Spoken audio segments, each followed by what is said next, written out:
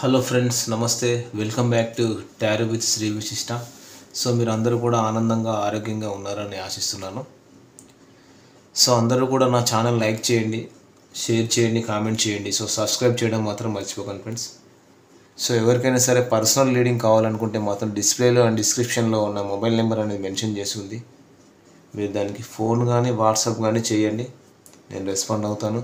So personal reading charges కూడా నేను mention చేశాను డిస్క్రిప్షన్లో. రీయూనియన్ రెమెడీస్, మేనిఫెస్టేషన్ రెమెడీస్ కావాలన్నా కూడా నన్ను కాంటాక్ట్ అవ్వండి, నేను చెప్తాను. సో ఇంకోటి వచ్చేసి పర్సనల్ రీడింగ్ అంటే ఓన్లీ లవ్, రిలేషన్షిప్, మ్యారేజ్ సంబంధించిందే కాకుండా job, career, business, finance, professional లైఫ్కి సంబంధించిన క్వశ్చన్స్ కూడా మీరు పర్సనల్ రీడింగ్లో తీసుకోవచ్చు. ఓకేనా? సో ఈరోజు నేను ఒక జనరల్ రీడింగే చేయబోతున్నాను. ఇది ఎవరైనా చూడొచ్చు, పర్టికులర్గా లవర్స్ చూడాలని అయితే ఏమీ లేదు. ఓకేనా? ఎవరైనా చూడొచ్చు. Married or unmarried, no contact situation, like long distance, wife and husband, so widows, lovers ఎవరైనా చూడొచ్చు. ఓకేనా? పర్టికులర్గా లవర్స్ చూడాలని ఏం లేదు, ఎవరైనా ఈ వీడియో అనేది చూడొచ్చు. ఎవరికైతే రెజినేట్ అవుతుందో ఈ వీడియో, ఇది మీ రీడింగ్ లాగా తీసుకోండి. Okay friends, so let's get in to the video. So యాక్చువల్గా మరి మీ పార్ట్నరు ట్రూ ఫీలింగ్స్ ఏంటి మీ పైన, మీ పార్ట్నరు నిజమైన ఫీలింగ్స్ మీ మీద ఎలా ఉన్నాయి అసలు? ఓకేనా?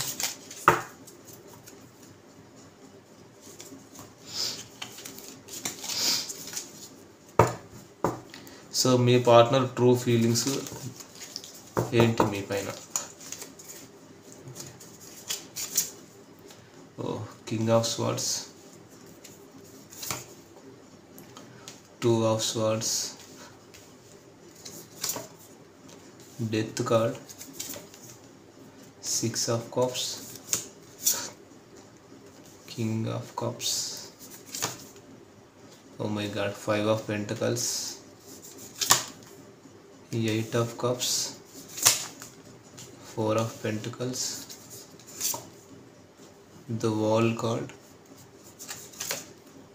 Three of swords, justice card వచ్చింది. ఓకే, సో మీ పార్ట్నర్ ట్రూ ఫీలింగ్స్ ఏంటి అంటే చూడండి, కింగ్ ఆఫ్ స్వార్డ్స్, చాలా దిగులుగా ఉన్నారు. అంటే మానసిక అశాంతి, ఒక హార్ట్ బ్రేక్ సిచ్యువేషన్లోనే ఉన్నారని చెప్పొచ్చు. మీ పార్ట్నర్ తన మనసులో చాలా డిసప్పాయింట్గా ఉన్నాడు. అంటే ఒక మెంటల్ పీస్ అనేది లేదు, మిమ్మల్ని చాలా మిస్ అవుతున్న ఫీలింగ్ ఉంది. అంటే ఒక దిగులుగా ఉన్నారు, ఒక క్లారిటీ లేదు, ఒక క్లారిటీ తెచ్చుకోవాలి రిలేషన్షిప్లో. నెగిటివిటీ ఉంది, ఆలోచిస్తున్నారు. అంటే ఇప్పుడు మెచ్యూర్డ్గా ఆలోచిస్తున్నారు. ఎందుకంటే తన లైఫ్లో ఒక సాటిస్ఫాక్షన్ అనేది లేదండి. There is no satisfaction. అసలు ఏంటి, ఏం చేద్దాం, నెక్స్ట్ యాక్షన్ అనేది ఏం తీసుకుందామని. అంటే కొంచెం డెవిల్ ఎనర్జీ కనిపిస్తుంది అండి. టోటల్గా నెగిటివిటీ కనిపిస్తుంది, డెవిల్ ఎనర్జీ కనిపిస్తుంది ఇప్పుడు మీ పార్ట్నర్ మైండ్ అంతా కూడా. సో ఇది వచ్చేసి ఎయిర్ ఎనర్జీ అండి. ఇది కింగ్ ఆఫ్ స్వార్డ్స్ వచ్చేసి మిథున, తుల, కుంభరాశి వాళ్ళు ఎక్కువగా కనిపిస్తున్నారు ఇక్కడ. అంటే ఈ రిలేషన్షిప్కు సంబంధించి వీళ్ళ మనసు లోపల చాలా డిసప్పాయింట్గా ఉన్నారు.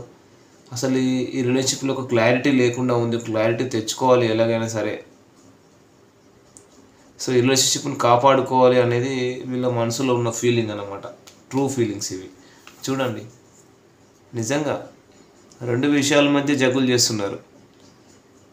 అసలు ఈ రిలేషన్షిప్లో ఉండాలా వద్దా, ఈ రిలేషన్షిప్ ముందుకు వెళ్తుందా లేదా అనే ఒక డిఫికల్ట్ డెసిషన్లో ఉన్నారు.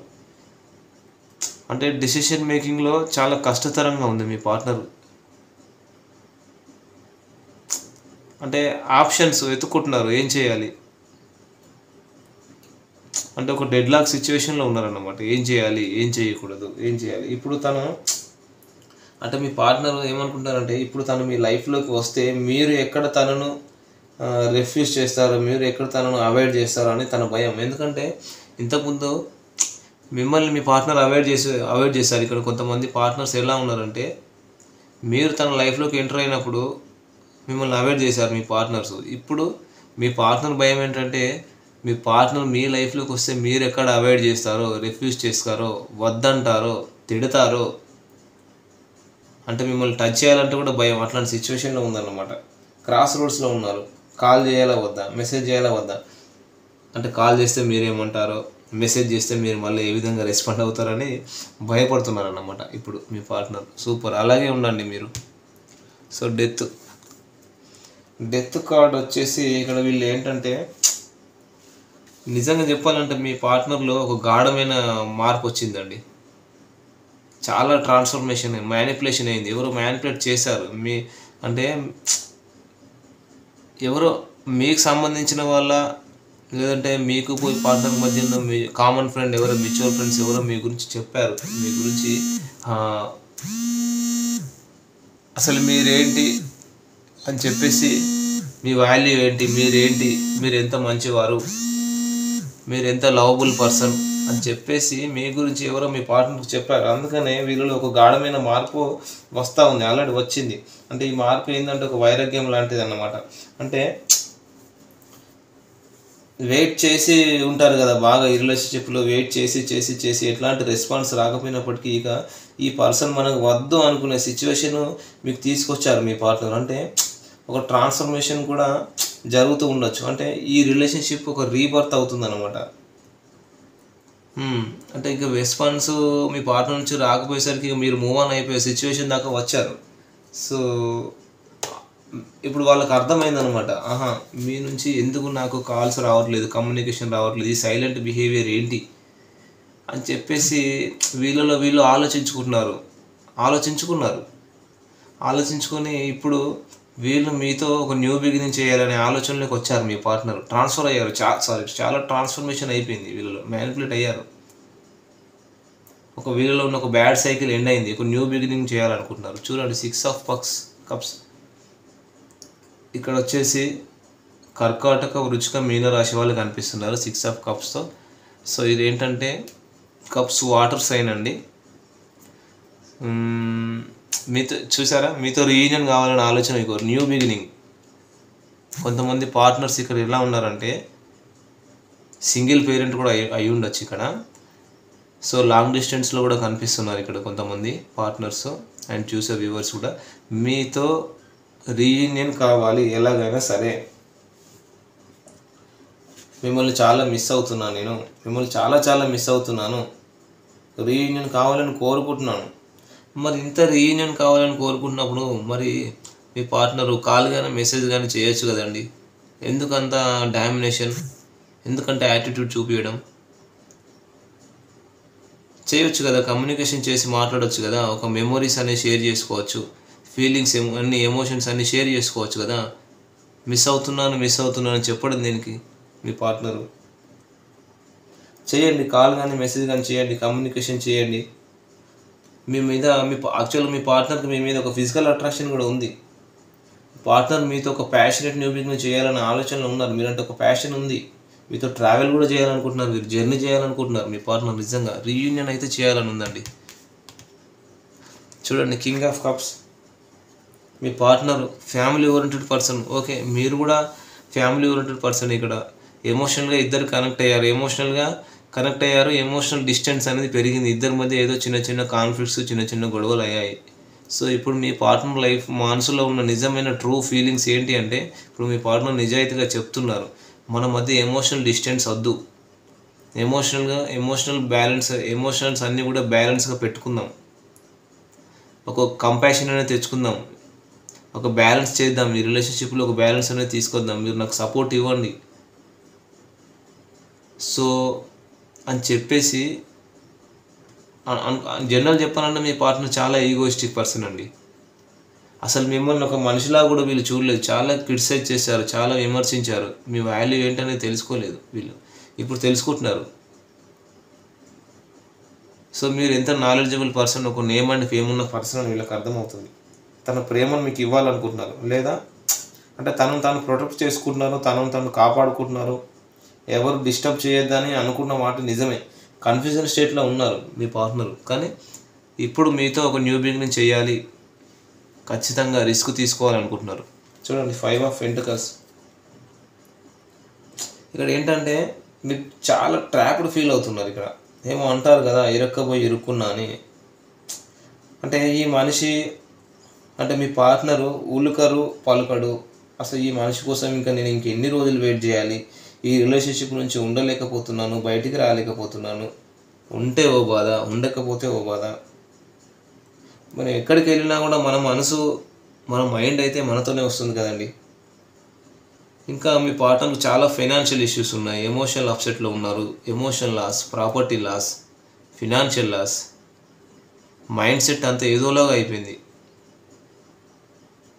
అంటే కొంతమంది పార్ట్నర్స్ అయితే సూసైడ్ చేసుకుందామన్న సిచ్యువేషన్ దాకా వచ్చారు. చాలా బాధపడుతున్నారు లిటరల్గా.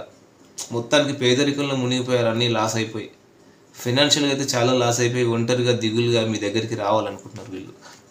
అది చూడండి, 8 of cups, emotional upset, move on అయిపోదామన్న ఆలోచనలో ఉన్నారు. కొంతమంది పార్ట్నర్స్ అయితే నిజంగా మూవ్ ఆన్ అయిపోదామన్న ఆలోచనలో ఉన్నారు. డిసప్పాయింట్మెంట్, ఒక అబండెన్స్ లేదు.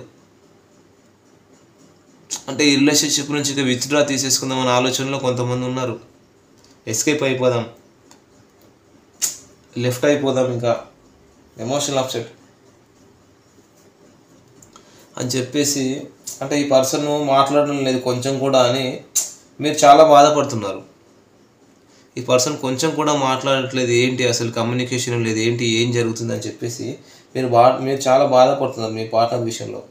మీరు మూవ్ ఆన్ అయిపోదాం అనుకుంటున్నారు. అంటే ఒకవేళ ఇక్కడ మూవ్ ఆన్ అయిపోతే ఖచ్చితంగా వేరే పర్సన్తో మీకు న్యూ బిగినింగ్ ఉంది, విష్ ఫుల్ఫిల్మెంట్ ఉందని కూడా యూనివర్స్ చెప్తుంది. చూడండి, 4 ఆఫ్ పెంటకల్స్.